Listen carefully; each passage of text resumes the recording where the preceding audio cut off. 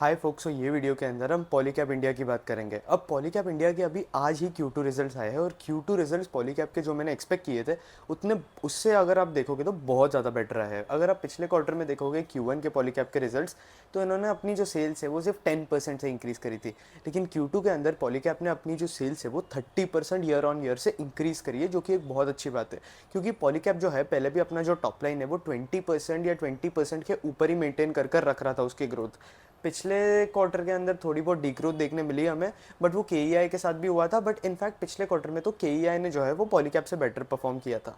लेकिन इस बार जो है पॉलीकैब एज यूजुअल के से बेटर परफॉर्म कर रहा है और फिर से 30% की ग्रोथ जो है वो पॉलीकैब के नंबर्स के अंदर हमें दिख रही है। के नंबर्स की बात हमने कल ही करी थी, कल एक वीडियो बनाया था। के का अगर आप चेक करोगे तो सिर्फ 17% का ग्रोथ देखने मिला है के रेवेन्यूज़ के अंदर। बट के अगर आप प्रॉफिट आफ्टर टैक्स देखोगे तो उसके अंदर हमें जो है वो 10% के आसपास का ग्रोथ देखने मिला है। लेकिन एक और चीज़ है कि पॉलीकैब का अगर आप प्रॉफिट आफ्टर टैक्स देखोगे तो उसके अंदर सिर्फ 4% का इंक्रीज़ देखने मिला है। प्रॉफिट आफ्टर टैक्स सिर्फ 4% से इंक्रीज़ हुआ है। इसके पीछे भी रीजंस है। ऐसा नहीं है कि अब पॉलीकैब को आप डिसोन कर दोगे, बोलोगे कि भाई पॉलीकैब के अंदर ग्रोथ ही नहीं है। क्योंकि पॉलीकैब जो है आपको रेवेन्यू ग्रोथ जो है वो ज़्यादा लेकर आ रहा है। थोड़ा बहुत प्रॉफिट आफ्टर टैक्स के अंदर थोड़े बहुत फ्लक्चुएशंस हो सकते हैं। ऐसा नहीं होता है कि कंपनी को जो है वो हर बार ऑपरेटिंग लेवरेज मिल रहा है। ऑपरेटिंग लेवरेज मिलना कंपनी के लिए अच्छी बात होती है। अब कोई बैठकर सोच रहा होगा कि भाई ऑपरेटिंग लेवरेज होता क्या है, तो ऑपरेटिंग लेवरेज किसी भी कंपनी को तब मिलता है जब उसका प्रॉफिट का जो नंबर है वो उसके सेल्स के नंबर से जो है वो ज़्यादा होता है। तब हम बोल सकते हैं कि कंपनी को अपने ऑपरेशंस के अंदर जो है उसके फिक्स्ड कॉस्ट जो है वो कांस्टेंट है और उसके वेरिएबल कॉस्ट वगैरह जो है वो रिड्यूस होते जा रहे हैं, जिसकी वजह से कंपनी को जो है वो ऑपरेटिंग लेवरेज मिलता है।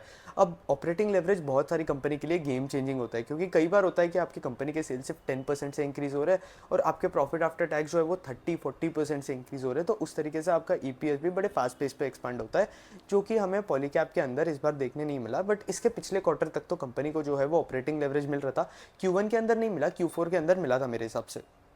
बट अगर हम एक बार पॉलीकैब का बिजनेस मॉडल डिस्कस करें तो पॉलीकैब जो है इंडिया के अंदर one of this first biggest company है पूरे केबल वायर के अंदर। ऑर्गेनाइज सेगमेंट की बात कर रहा हूँ मैं। तो पॉलीकैब के रेवेन्यूज़ कहाँ से आते हैं? पॉलीकैब के 88% रेवेन्यूज़ जो है वो वायर्स एंड केबल से आते हैं, 7% रेवेन्यूज़ जो है वो एफएमईजी सेगमेंट से आते हैं और 5% रेवेन्यूज जो है वो अदर सेगमेंट से आते हैं। ईपीसी भी उसके अंदर इंक्लूडेड है। ईपीसी वाली जो सर्विसेज है वो आपकी के इंडस्ट्रीज़ भी प्रोवाइड करती है। बट के इंडस्ट्रीज जो है ईपीसी के अंदर अपना एक्सपोजर कम करना चाहती है और वो अपने कॉन्कॉल के अंदर भी यही बोल रही है कि हम चाहते हैं कि हमारा जो ईपीसी के अंदर एक्सपोजर है वो कम हो जाए। अगर हम केबल और वायर इंडस्ट्री की बात करें तो इंडिया के अंदर केबल और वायर का जो इंडस्ट्री है वो एक्सपेक्टेड है कि वो FY24 से FY27 तक 12 to 14% कैगर पे ग्रोथ रेट जो है इसकी एक्सपेक्टेड है अगले 3 साल तक। अब इंडिया के अंदर गवर्नमेंट ने ऑलरेडी इंफ्रास्ट्रक्चर के लिए बहुत बड़ा बजट अनाउंस करके रखा है 11 लाख करोड़ का। और गवर्नमेंट का मैक्सिमम यही फोकस है कि इंडिया के ग्रोथ स्टोरी के अंदर केपेक्स के ऊपर बड़ा फोकस किया गया है। और बहुत सारी इंडस्ट्रीज़ है। अगर आप जो इंडस्ट्रीज टेलविंड्स के अंदर है उनकी बात करो, जैसे कि आपके रिन्यूएबल एनर्जी वाली इंडस्ट्रीज़ हो गई या फिर आपकी डेटा सेंटर वाली इंडस्ट्रीज़ हो गई, ये सारी इंडस्ट्री के अंदर टेलविंड्स है। रियल इस्टेट कंपनीज़ के अंदर टेलविंड्स है। अब मैं ऐसे कैसे बोल रहा हूँ टेलविंड्स है, क्योंकि डेटा सेंटर्स वाली बहुत सारी कंपनी है, जैसे कि अनंत राज करके एक कंपनी है जो कि रियल इस्टेट और डेटा सेंटर्स दोनों के अंदर काम करती है। अनंतराज का प्लान है कि वो कुछ 300 मेगावाट या गीगावाट, मुझे एग्जैक्ट वेरिएबल याद नहीं आ रहा है उसका, बट वहाँ तक उन्हें जो है अपनी डेटा सेंटर्स की जो कैपेसिटी है वो लेके जानी है। अभी 40-50 के आसपास होगी इनकी कैपेसिटी। तो डेटा सेंटर्स के अंदर इन्होंने बोला है कि बहुत ज़्यादा पोटेंशियल है इंडिया के अंदर, और इंडिया के अंदर डेटा का जो नंबर ऑफ डेटा है, बहुत सारी कंपनी जो डेटा यूज़ करती है उनका भी कॉन्स्टेंट इंक्रीज़ देखने मिल रहा है हमें। और सारी डेटा सेंटर वाली कंपनी, अब जैसे कि अनंतराज, वो भी बड़ी ऑप्टिमिस्टिक है डेटा सेंटर्स को लेकर। अगर आप रियल इस्टेट की बात करो तो जैसे कि मैं अनंतराज का ही एग्जांपल ले लूँ तो अनंतराज जो है वो रियल इस्टेट के अंदर भी काम करती है। अब रियल इस्टेट के अंदर अनंतराज जो नंबर्स है अपने वो भी बड़े अच्छे प्रोजेक्ट कर रहा है। और रियल इस्टेट के अंदर अगर आप कंपनीज देखोगे तो फिनिक्स मिल्स भी रियल इस्टेट, अब ये प्रीमियम रियल इस्टेट के अंदर आ गई जो कि मॉल्स वगैरह बनाती है। तो फिनिक्स मिल्स भी अपने नंबर्स बड़े अच्छे रिपोर्ट कर रही है। फिर अगर आप ब्रिगेड एंटरप्राइज वगैरह की बात करोगे तो ब्रिगेड के भी जो नंबर है वो डिसेंट आ रहे हैं। गोदरेज प्रॉपर्टीज़ अपने नंबर अच्छे रिपोर्ट कर रही है। प्रेस्टीज इस्टेट अपने नंबर जो है वो अच्छे रिपोर्ट कर रही है। थोड़ा बहुत पी करेक्शन चल रहा है इन कंपनीज़ के अंदर, बट इन कंपनीज़ की जो प्री सेल्स के नंबर्स है वो बड़े अच्छे आ रहे हैं। अगर आप देखोगे तो इन कंपनीज़ के प्री सेल्स के जो नंबर है वो बड़े अच्छे खासे देखने मिल रहे हैं हमें। क्योंकि आपको रियल एस्टेट कंपनीज़ के अंदर पीसेल्स वगैरह ही चेक करना पड़ता है। फिर उसके बाद अगर आप देखोगे तो वायर्स और केबल जो है वो हर एक इंडस्ट्री के अंदर रिक्वायर्ड है। इंफ्रास्ट्रक्चर चल रहा है, वायर्स और केबल्स रिक्वायर्ड है। आपका रिन्यूएबल एनर्जी के अंदर कुछ केपेक्स चल रहा है, वहाँ रिक्वायर्ड है। पावर सेगमेंट के अंदर, पावर सेक्टर के अंदर कुछ केपेक्स चल रहा है, ट्रांसमिशन प्रोजेक्ट चल रहा है। अब इंडिया जो है ट्रांसमिशन और डिस्ट्रीब्यूशन ऑफ इलेक्ट्रिसिटी पे बहुत ज़्यादा फोकस कर रहा है। अब देखोगे पावर ग्रिड जैसी कंपनी के आप सिर्फ ऑर्डर बुक जाके खोलना, उनकी 1 लाख करोड़ नहीं उसके, अब इनका ऑर्डर बुक का एग्जैक्ट नंबर मुझे याद नहीं है, बट पावर बुक की जो पावर ग्रिड की जो ऑर्डर बुक है बहुत ज़्यादा बड़ी है। टाटा पावर की अगर हम बात करें तो टाटा पावर का मैक्सिमम यही फोकस है कि वो अपने रीन्यूएबल एनर्जी वाले सेगमेंट पे बहुत ज़्यादा फोकस करें। अदानी पावर भी अपने नंबर्स बड़े अच्छे रिपोर्ट कर रहा है। तो ये ट्रांसमिशन वाली कंपनीज है, और आपकी ट्रांसमिशन के अंदर दूसरी भी कंपनीज है। अगर आप चेक करोगे तो ट्रांसमिशन के अंदर और भी कंपनीज है जो कि अपने नंबर जो है वो बड़े अच्छे रिपोर्ट कर रही है। पिक्स की बात करोगे तो पिक्स के भी नंबर डिसेंट है। आप देखोगे तो पिक्स के नंबर्स के अंदर भी ग्रोथ है। और आपकी एक और इंफ्रा कंपनी थी जिसका नाम था AVP infra, micro cap company थी, डिसेंट थी। इसने भी अपने रेवेन्यू जो है वो 50% के आसपास जो है वो ग्रोथ टारगेट दिए थे। तो ये सारी कंपनीज जो है अगर आप देखोगे, एनर्जी सेगमेंट, आपका infrastructure segment, real estate up cycle पूरी इंडिया के अंदर अब चल रही है। इंडिया के अंदर बहुत सारी कंपनी जो है वो केपेक्स वगैरह भी कर रही है। अब कोई भी कंपनी हो केपेक्स कर रही है। अब जैसे कि वरुण बेवरेज केपेक्स कर रही थी, वो अपना कैपेसिटी एक्सपेंशन कर रही थी। उन्होंने अभी रिसेंटली कोई एक बिजनेस एक्वायर किया है बेव को। ऑब्वियसली इसका यहाँ रिलेशन नहीं है, बट मैं बता रहा हूँ कि कोई भी कंपनी केपेक्स करती है तो वो जो भी प्लांट वगैरह इंस्टॉल करती है, जैसे कि अभी कल मैं केईआई का प्रोजेक्ट पढ़ रहा था। अब केईआई के बारे में मैंने देखा कि केईआई भी केपेक्स कर रही है। अब केईआई कहीं भी केपेक्स करे, उन्हें वायर्स और केबल्स तो उस केपेक्स की जगह पे लगेगा ही। भले ही वो उस प्लांट के अंदर वायर्स और केबल्स बना रहे, बट वहाँ खुद वायर्स और केबल्स नीडेड होते हैं ना। हर इंडस्ट्री के अंदर वायर्स और केबल जो है वो लगते ही है। बीट आपका डेटा सेंटर्स हो गया, आपका ईवी एडॉप्शन हो गया, स्मार्ट सिटीज़ वगैरह गवर्नमेंट जो है वो बड़ी फोकस कर रही है। इनफैक्ट गुजरात को भी स्मार्ट सिटी बना रही है, गिफ्ट सिटी बना रही है। तो उसके ऊपर भी बड़े सारे फोकस है, और इसके वजह से भी वायर्स और केबल्स का जो है हमें अच्छा खासा यूज़ देखने मिल सकता है। पावर और इलेक्ट्रिसिटी ट्रेंड की अगर हम बात करें तो इंडिया के अंदर इलेक्ट्रिसिटी का जो कंजम्पशन है वो इंक्रीज़ होने वाला है। इनफैक्ट ग्लोबली आपका जो कंजम्पशन है वो 2050 तक डबल होने वाला है, और इंडिया तो है एक डेवलपिंग इकोनॉमी है, तो इंडिया के अंदर जो है हमें और इंक्रीज़ देखने मिल सकता है। इसके साथ साथ रिन्यूएबल एनर्जी प्रोजेक्ट्स वगैरह भी चल रहे हैं ऑल ओवर दी वर्ल्ड। अगर आप देखोगे तो केबल्स और वायर इंडस्ट्री के अंदर 7% का ग्रोथ एक्सपेक्टेड है। मतलब अभी करंटली 7%, अगर वर्ल्ड की जीडीपी को अगर आप कंपेयर करोगे तो केबल और वायर के जो ग्रोथ के नंबर्स है वो बड़े अच्छे हैं। इसके साथ साथ गवर्नमेंट जो है बहुत सारी इंडस्ट्रीज़ को पीएलआई स्कीम्स भी प्रोवाइड करके दे रही है, सब्सिडीज़ प्रोवाइड करके दे रही है। तो ये जो कंपनीज है ये भी केपेक्स करना स्टार्ट कर चुकी है। अगर आप देखोगे तो अभी automobile companies, electronic companies, medical devices, solar module वाली जो कंपनी है वो एसीसी वाली कंपनी है, बैटरी कंपनीज है।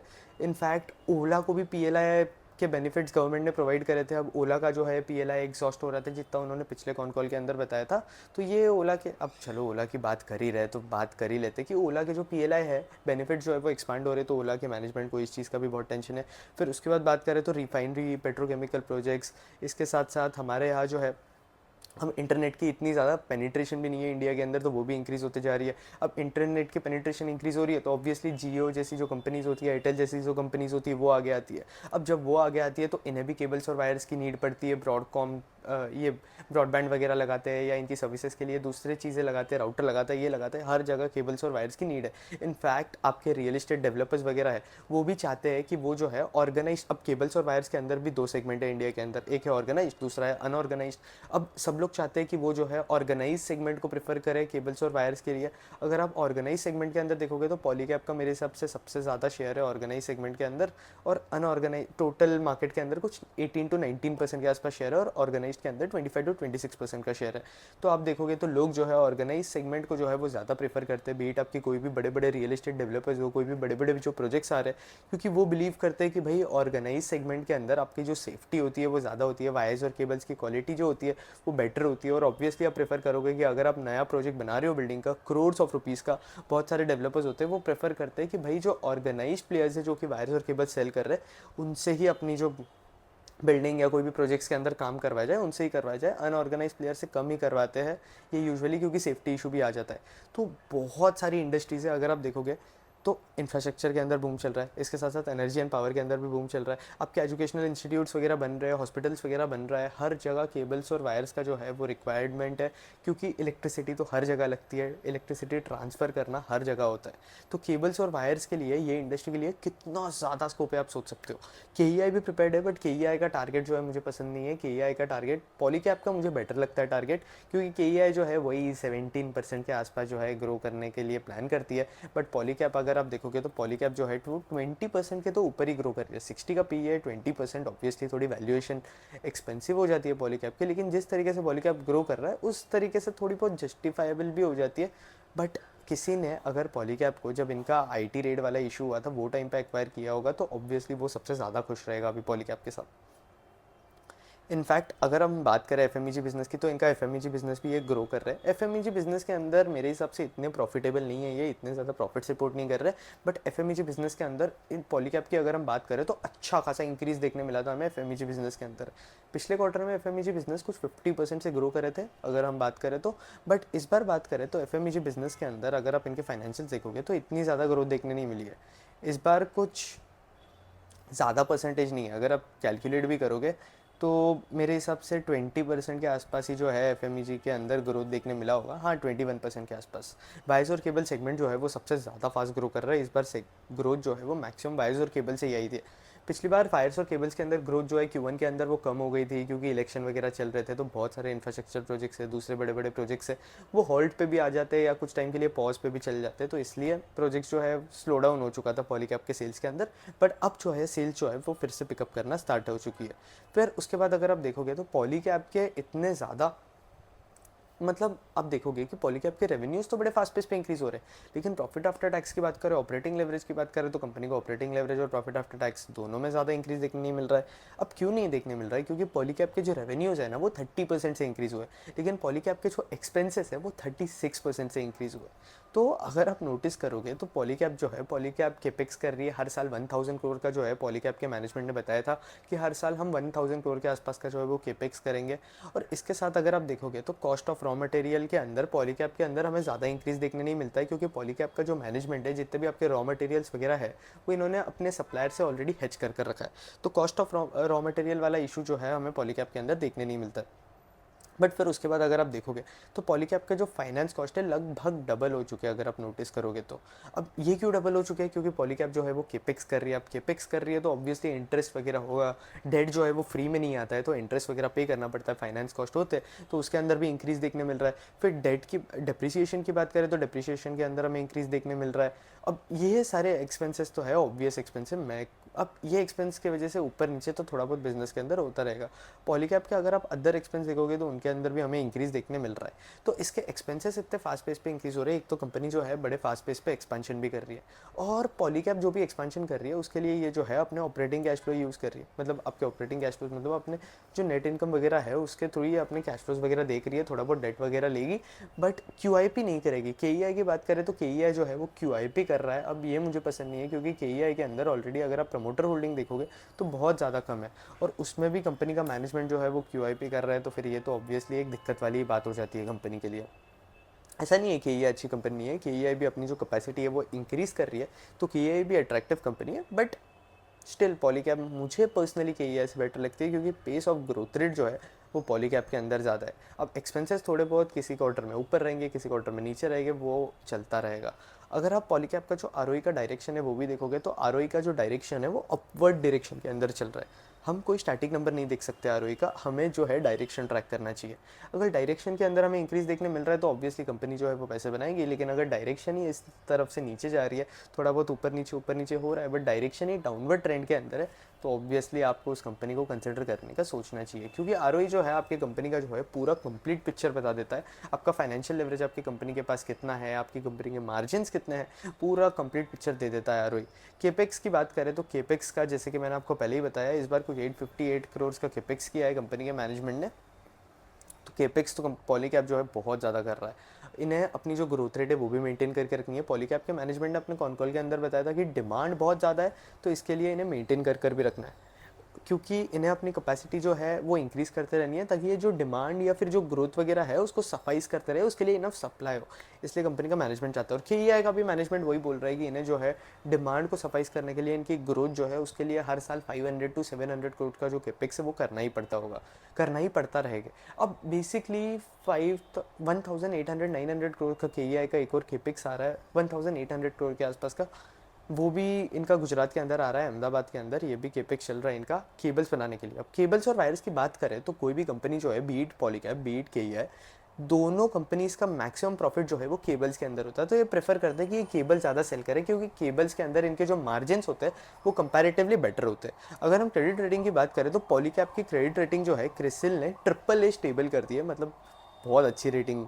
अब इनकी जो रेटिंग है उसके अंदर भी अपग्रेड देखने मिला है। इसका मतलब ये है कि कंपनी का जो मैनेजमेंट है उसको भी, जो क्रेडिट रेटिंग एजेंसीज है वो भी एक पॉजिटिव नज़र से देख रही है। वो देख रही है कि इन्हें जो डेट वगैरह देंगे वो AAA स्टेबल कैटेगरी का है, क्योंकि AAA स्टेबल बहुत अच्छी रेटिंग होती है, और पिछली वाली से तो ऑब्वियसली अपग्रेड किया है।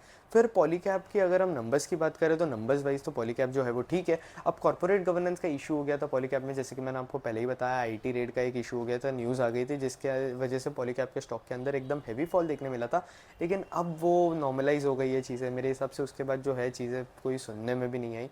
अब पॉलीकैब का जो है वो रिसेंटली अभी कॉन कॉल होने वाला है 1-2 दिन के अंदर, तो कोशिश यही है कि उसका कॉन कॉल सुने और उसके ऊपर हम फिर वीडियो बना सकते हैं कि कॉन कॉल इनसाइट्स क्या दिया है मैनेजमेंट ने। ऐसे तो इस बार मैनेजमेंट ने जो है आपका इंडस्ट्री वगैरह आप देखोगे तो प्रॉपर बता के रखा है, एक्सप्लेन करके रखा है अपने इंडस्ट्री PPT के अंदर, आपके इन्वेस्टर्स प्रेजेंटेशन के अंदर।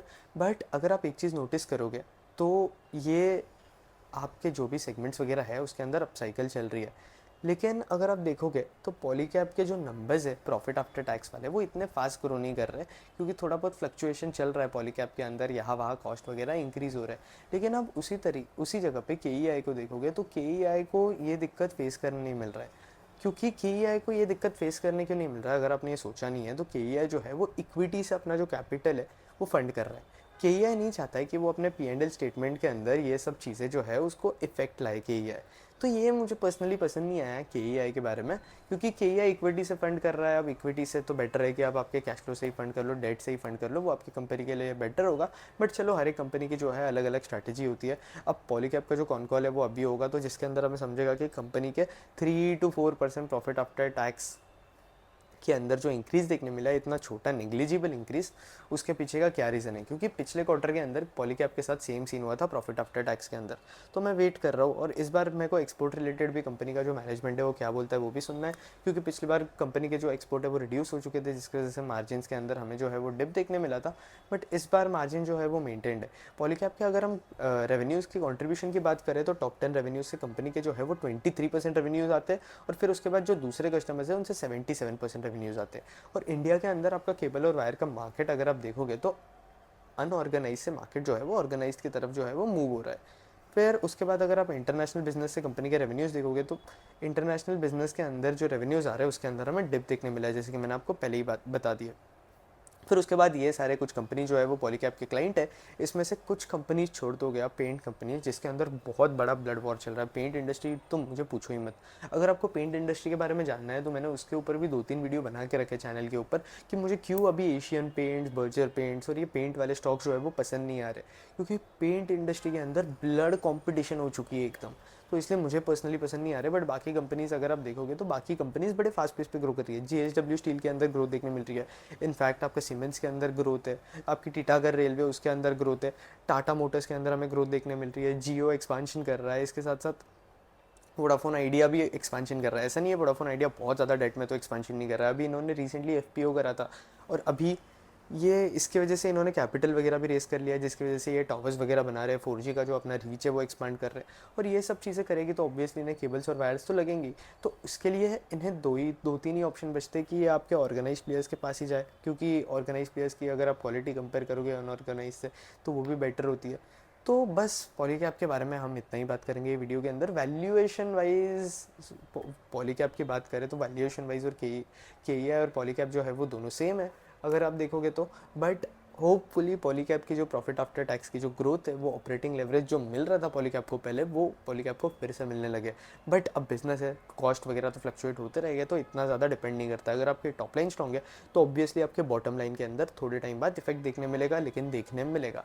तो इस वीडियो को बस हम इतना ही रखते हैं। अगर आपको वीडियो अच्छा लगा तो लाइक कर देना, कंटेंट अच्छा लगा तो चैनल सब्सक्राइब कर देना, और अगर आपको और कोई कंपनी के अपडेट चाहिए होगे तो कमेंट सेक्शन में आकर उस कंपनी के बारे में बता देना। That's it, thank you for